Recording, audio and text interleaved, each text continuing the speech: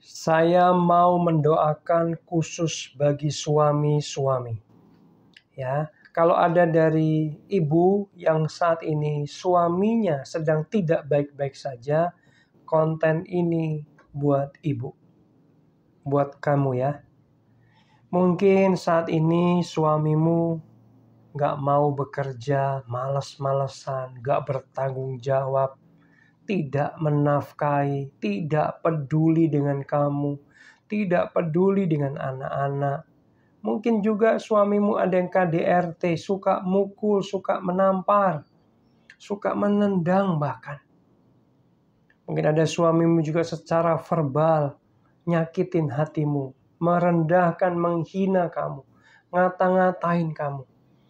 Mungkin suamimu saat ini jarang pulang atau sudah lama gak pulang.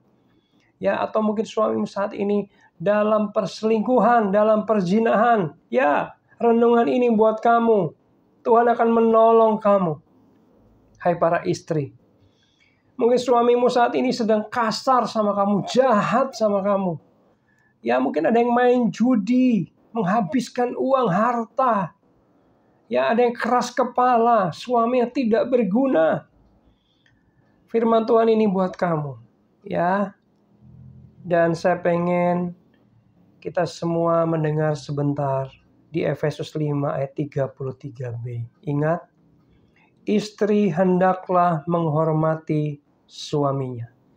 Nah, bagi kamu para istri, apapun keadaan suamimu saat ini, firman Tuhan kasih tahu kita bahwa hormati suamimu.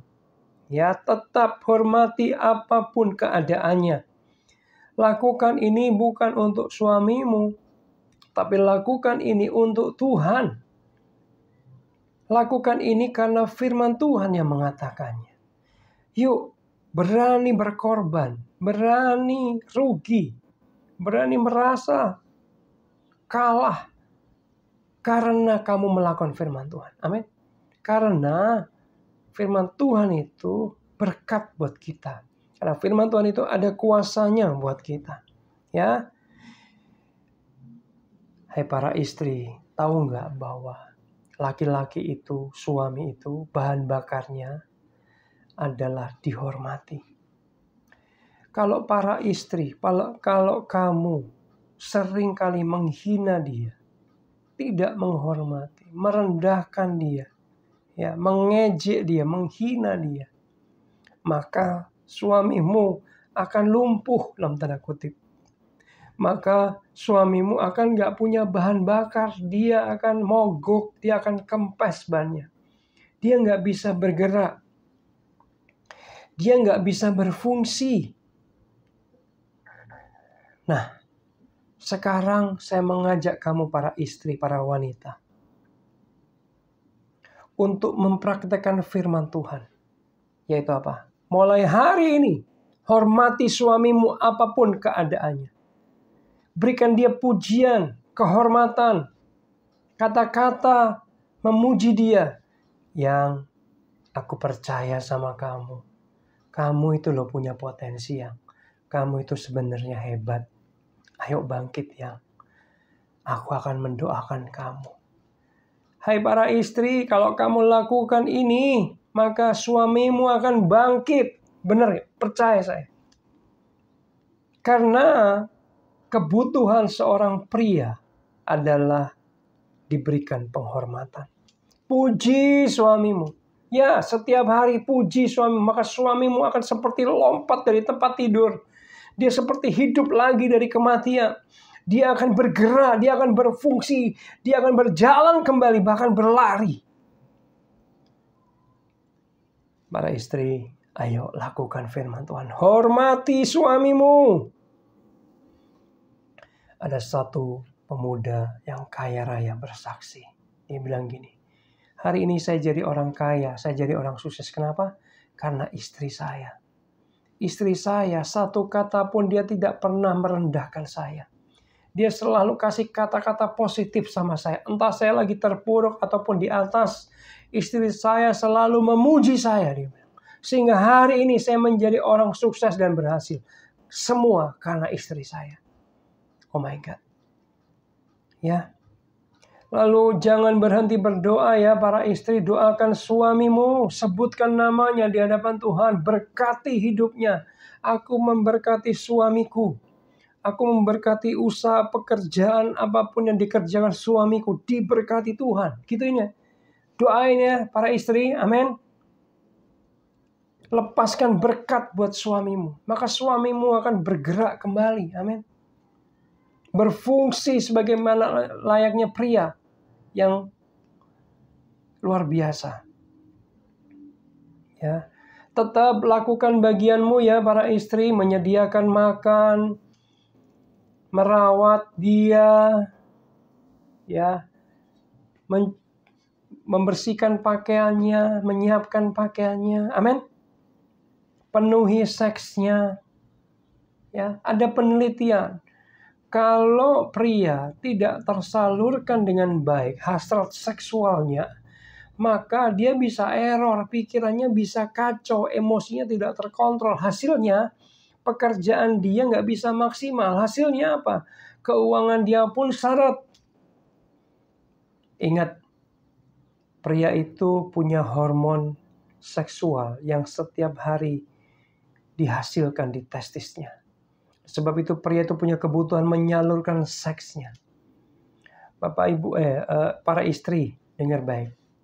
Selain kamu menghormati, memuji dia setiap hari, layani kebutuhan seksnya. Mungkin kamu sedang banyak pikiran, tapi belajar yuk taat kepada suamimu, layani seksnya. Puaskan dia di rumah mengenai seks, amin.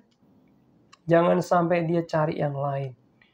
Ketika dia dipuaskan, batinnya dipuji, dihargai, dihormati, seksnya juga dilayani dengan baik, makannya, pakaiannya dirawat dengan baik, maka dia akan bangkit, dia akan berfungsi kembali, dia akan jadi pria-pria yang luar biasa. Dan balik-balik akan memberkati kamu para istri dan anak-anak juga. Amin. Banggakan suamimu di depan orang-orang. Ya, banggakan.